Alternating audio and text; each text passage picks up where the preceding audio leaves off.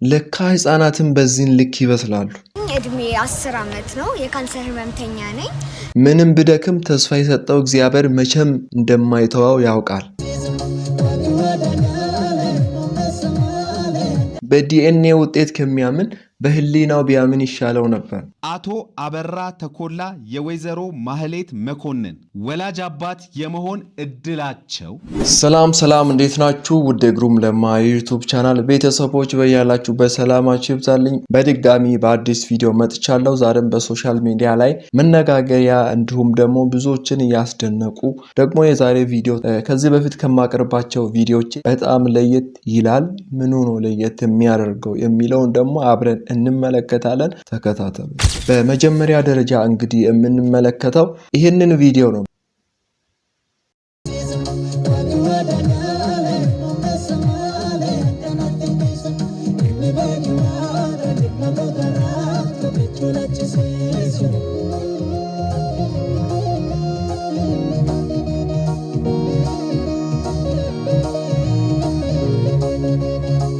አንዳንድ ጊዜ ሁሉንም ጎዳና ላይ ያለን ሰው እብድ ነው ብለን መፈረጅ ስለሌለብን ነው ይሄንን የሚለው። እብድ ብቻ አይደለም ጎዳና ላይ የሚያድረው፣ ኑሮ ጫና ያደረበት የተለያዩ ችግሮች ያጋጠመው ሰው ወጥቶ ጎዳና ላይ ሊቆይ ይችላል። በእንደዚህ አይነት መልኩ ሊገኝ ይችላልና እብድ ነው ብዬ አልፈርጅም። ይሄ ሰው ይህንን ሙዚቃ ይሁን መዝሙር ይሁን አላቅም፣ ግን ኮመንት ላይ ገብቼ ትርጉሙን ሳይ ተስፋ የሰጠው እግዚአብሔር አይጥልም እንደገና ያነሳል የሚል ትርጉም እንዳለው ነበረ ያነበብኩትና አንድ ነገር ተመኘውለት። ለዚህ እግዚአብሔር እንዲያነሳው ያንሳህ፣ እንደገና ምንም በማይሆን ስፍራ ላይ ብትገኝም እግዚአብሔር እንደገና ማንሳትን የሚያውቅ ነውና ወደ ራሱ ይመልስህ ያስጠጋህ ነው የኔ መልእክት። እግዚአብሔር ይፈውስ፣ እግዚአብሔር ያንሳህ፣ ለክብር ያብቃህ ያላችሁት ኮመንት ላይ መልካም ምኞታችሁን ግለጹት። እንዲሁም ደግሞ በአካባቢ ላይ ያላችሁ ሰዎች በመቅረብ በመጸለይ ወደ እናንተ አቅርባችሁ የተለያዩ ምክሮችን በመስጠት የተለያዩ ትምህርቶችን በማጋራት አግዙት፣ ደግፉት ብዬ የኔን ሐሳብ አስተላልፋለሁ። ወደ ቀጣይ ቪዲዮ እንሂድ።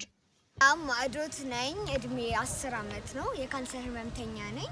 አንዳንድ ቀናት በጣም ከባድ ናቸው፣ ግን ህመም ይሰማኛል።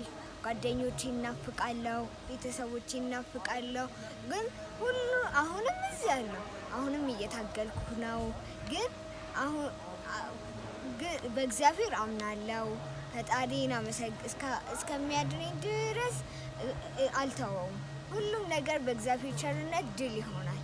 አሁን በህይወታችሁ ከባድ ነገር ውስጥ እያሳለፋችሁ ላላችሁ ሁሉ ሰዎች ሁሉ ብቻችሁን እንዳልሆናችሁ እንድታውቁ እፈልጋለሁ። ቀጥሉበት። ትናንሽ እርምጃዎችን ቢሆን ጥሩ እርምጃዎች ናቸው። ፈጣሪ ከኛ ጋር ነው። እልሱ አይረሳንም። ስለምትወዱኝ አመሰግናለሁ። በሌላ ቪዲዮ እስከምንገናኝ ድረስ ቻው። እቺ ህፃን የ10 ዓመት ህፃን ነች። በካንሰር ነው የምትታመመው። በካንሰር በምትታምበት ጊዜ ላይ ደግሞ ብዙ ጫናዎች ይደርሱባታል። መድኃኒት መውሰድ አለ፣ ከሰው መገለል አለ፣ ከጓደኞቿ ተነጥላ ለብቻዋ የምትሆንበት ጊዜ አለ። ምናልባት ይሄ በሽታ በንክኪ የምተላለፍ ምን ሆኖ ሳይሆን የሚያደክም ነው። በሽታው ወጥታ እንደፈለገች እንድትሆን አይፈቅድላትም። በ10 ዓመቷ ይሄ በሽታ ይዟት እያሰቃያት ይገኛልና እንግዲህ በዚህ ውስጥም ሆና ጥንካሬዋ ገረመኝ።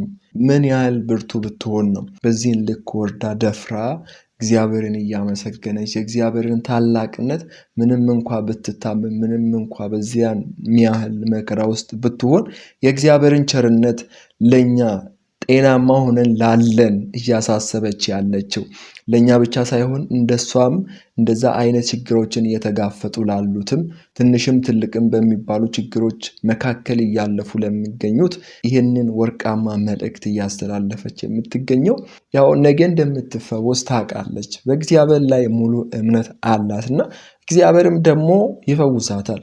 ባይፈውሳትም የሆነ ዓላማ ስላለው ነው። ለእግዚአብሔር ትልቅ ወይም ትንሽ የሚባል በሽታ የለም በእርሱ ፊት። በእግዚአብሔር ፊት ጉንፋንም ካንሰርም እኩል የሚበላለት ትንሽ ትልቅ የሚባል በሽታ መከራ ፈተና የለም። ሁሉንም ማቆምን የሚችል ሁሉንም ማቋረጥን የሚችል ሁሉንም መፈወስን የሚችል አምላክ ነው። እግዚአብሔር ይፈውስሽ። የታመንሽው ጌታ፣ ተስፋ ያደረግሽው ጌታ አንድ ቀን መጥቶ ያድንሻል፣ ይፈውስሻል፣ ካለሽበት ሁኔታ ያወጣሻል ብዬ እኔም አምናለሁ። ደግሞ ምኞቴ ነው። እግዚአብሔር ይጎብኝሽ። እግዚአብሔርን ደግሞ ወጥተሽና ተነስተሽ ቆመሽ እንድታመሰግኝ ለምስጋና ያብቃሽ እያልኩኝ አንቺም ደግሞ በርቺ። በእንደዚህ አይነት መልኩ የተሰቃያችሁ ያላችሁም ደግሞ እግዚአብሔር ከእናንተ ጋር ይሁን። ሞር ፈተናው በተጠናከረ ቁጥር በጠና ቁጥር ወደ እግዚአብሔር እየቀረባችሁ ቀጥሎ እግዚአብሔር አንድ ቀን ይጎበኛችኋል፣ ይረዳችኋል። ይህንን ቪዲዮ ስንቶቻችሁ አይታችሁታል?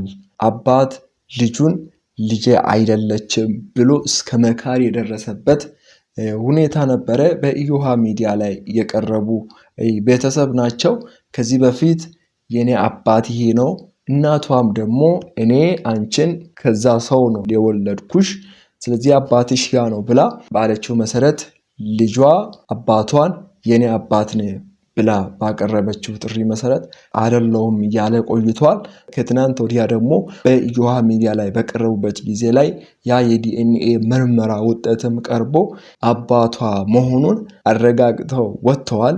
ስቲል ውጤቱ እስከተረጋገጠበት ጊዜ ሰዓት ድረስ አባቷ አላምንም፣ እኔ የሷ አባት አይደለሁም እያለ እየተከራከረ ነበር። ለማንኛውም ትንሽ ደቂቃ ቪዲዮን አይተን እንመለስና ከዛ በኋላ ሀሳብ እንሰጣለን። የተጠየቀው ምርመራ አቶ አበራ ተኮላ የወይዘሮ ማህሌት መኮንን ወላጅ አባት ወይም ባዮሎጂካል ፋዘር መሆን አለመሆናቸው እንዲረጋገጥ ተጠይቋል። ጥያቄያችን ይሄ ነው። የአባትነት፣ እናትነት፣ ልጅነት ወይም ሌሎች ቤተሰባዊ ዝምድና የዲኤንኤ ምርመራን ለማከናወን ከአቶ አበራ ተኮላና ከወይዘሮ ማህሌት መኮንን ከአፍ ውስጥ የሚወሰድ ምራቅ እና የጉንጭ ህዋስ ተመርማሪ ናሙናዎች በዲኤንኤ ምርመራ ባለሙያ ተሰብስበዋል። ቤተሰባዊ ዝምድናን ለመለየት የሚያገለግሉ የዲኤንኤ መለያ ክፍሎች እንዳለ ተገልጸዋል። እነዚህን በመጠቀም ተባዝተዋል።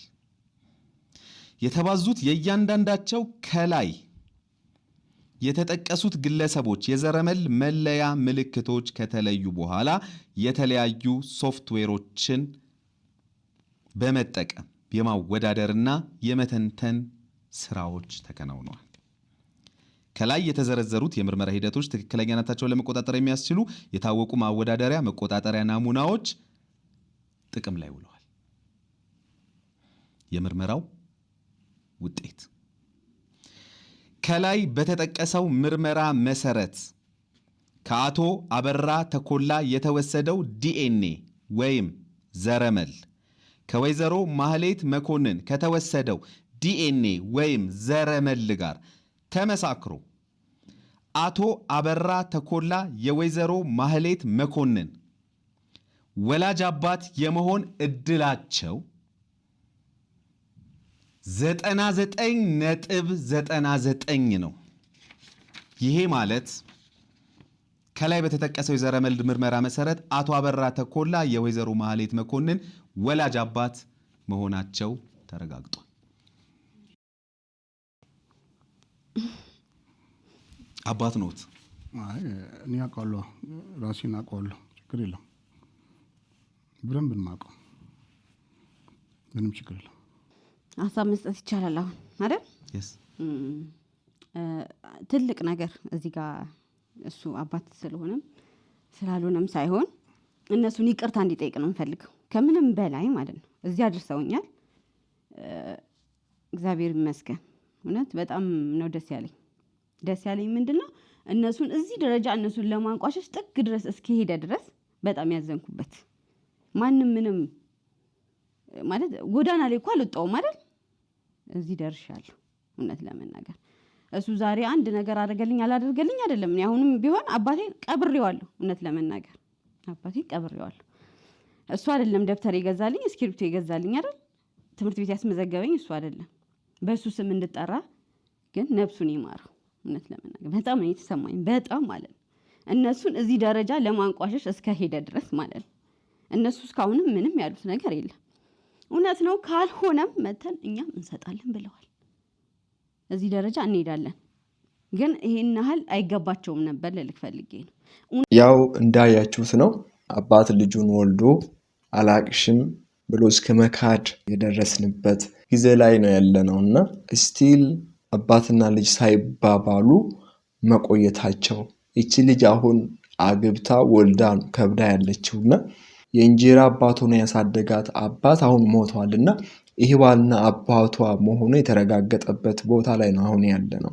እስከዚች ሰዓት ድረስ ይሄኛው አባት እየተከራከረ ነበረ። ልጄ አይደለችም፣ ይሄ ኬዝ በጣም ብዙ ሄዷል፣ ርቆ የሄደ ኬዝ ነው እና በዚህ ኬዝ ምክንያት ቤተሰብ እየተበጠበጠ ነው፣ ሚስቴን ላጣት ነው እያለ እየተከራከረ ነበረና እንደፈራም ደግሞ ይሄ ሆኗል፣ አባቷ ሆኖ ተገኝቷልና በጣም ያስገርማል። ብቻ አንዳንድ ጊዜ ስህተትን ለማስተካከል ብለን የምንሄዳቸው ርቀቶች ሞር የበለጠውን ስህተት ወደኛ እየሳቡ እያመጡ የሚሄዱ ነገሮች ናቸውና ነገ መረጋገጡ ለማይቀር ጉዳይ አሁን ችክ ብለን ባንከራከር ባይ ነኝ።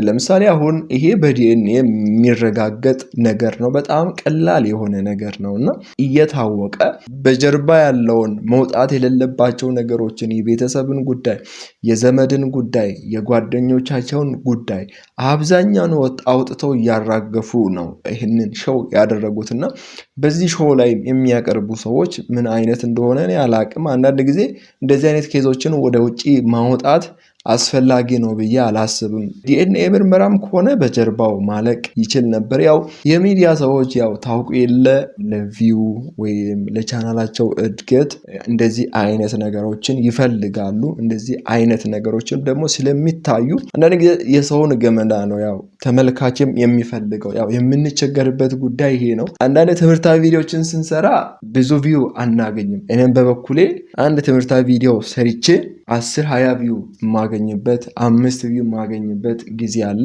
አንድ ደግሞ የሆነ ቪዲዮ ኖርማል የሆነ ቪዲዮ ሰርቼ በኬቤት ቪው ያገኘሁበት ቪዲዮዎች አሉና የሰውን ደካማ ጎን ነው ለማየት ሁሉ ጊዜ የምንፈጥነው። ብርቱ ጎኑ ጎልቶ ስለሚታይ ወደ ውጪ ስለሚወጣ ማለት ነው። ሁሉም ሰው ደግሞ ደካማ ጎኑን ደብቆ መያዝ ይፈልጋል፣ ወደ ውጪ እንዲወጣም አይፈልግም። ስለዚህ ያንን መቆፈር ይፈልጋል። ያልታወቀውን ነገር ሰው በባህሪው ያንን መቆፈር ስለሚፈልግ ነው ያ የሚፈጠረውና እንደዚህ አይነት ነገሮችን አብዛኛውን ጊዜ ብዙም ብናወጣቸው ራሱ እነዚህ የሚዲያ ሰዎች ለነሱ ለገቢያቸው ብለው እንድናወጣ ይገፋፉናል። ቤተሰብ ለቤተሰብ የሚያወራውን ወሬ ራሱ አውጥተን እንድናወራ የሚገፋፉን ጊዜ አለ። እንደውም ይሄ የኢዮሃ ሚዲያ ባለቤት እንዲያወሩ እየፈቀደላቸው አልነበረም፣ እንደውም እንዳያወሩ እየከለከላቸው ነበረውና በጣም ጥሩ ሰው ነው ይሄ። ካየኋቸው እንደዚህ አይነት ታሪኮችን ከሚያቀርቡ ሰዎች የተለየ ሰው ሆኖ አግኝቻለሁና ደግሞም አንድን ስህተት ለማስተካከል ብለን ሌላን ስህተት አንስራ የሚል የዛሬ መልእክት ነው። እስከዚህ ድረስ ስለቆያችሁ እጅግ አድርጌ አመሰግናለሁ። እስከዚህ ድረስ መታችሁ ደግሞ ለቻናሌ አዲስ ሆናችሁ ሰብስክራይብ ሳታደርጉ እየተመለከታችሁ ከሆነ ሰብስክራይብ አድርጉ፣ ቪዲዮን ላይክ አድርጉ። ስፔሻሊ ደግሞ ከኔ ጋር መስራት የምትፈልጉ ሰዎች በውስጥ መስመር በቴሌግራም፣ በኢንስታግራም እና በፌስቡክ እኔን ኮንታክት ልታደርጉ ትችላላችሁ። ዲስክሪፕሽን ላይ የኔን ሙሉ መረጃ ልታገኙ ትችላላችሁ። በሶሻል ሚዲያ ማናጅመንት፣ በቪዲዮ ኤዲቲንግ፣ በግራፊክስ ዙሪያ ላይ ከኔ ጋር መስራት እንችላለን። ኮንታክት ልታደርጉኝ ትችላላችሁ። እኔም አለው ደግሞ የሚሰሩ ልጆችም ስላሉ ኮንታክት ላደርጋችሁ እችላለሁ። እስከዚህ ስለቆያችሁ አመሰግናለሁ። በቀጣይ እንገናኛለን።